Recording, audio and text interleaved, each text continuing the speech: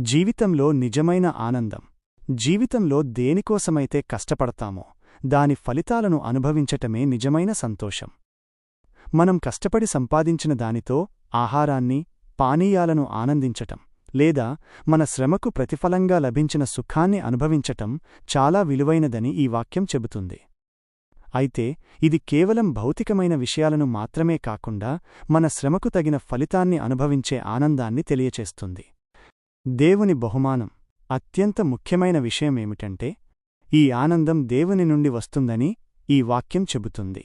మనం మన కష్టాన్ని ఆనందించే శక్తి, మన శ్రమకు ప్రతిఫలంగా లభించిన దానిని సంతోషంగా అనుభవించే సామర్థ్యం కేవలం మన సొంతం కాదు.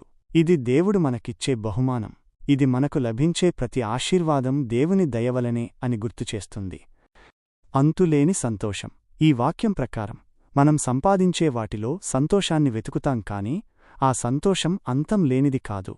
కాని మనం కష్టపడి సంపాదించిన వాటిని ఆనందించే ఈ అనుభవం దేవుని బహుమానం కాబట్టి ఇది నిజమైన, లోతైన, సంతృప్తికరమైన ఆనందం. కాబట్టి మనం మన జీవితంలో పొందే ప్రతిదానిని, చిన్నదైనా పెద్దదైనా, దేవుడు మనకిచ్చిన బహుమానంగా చూడాలి.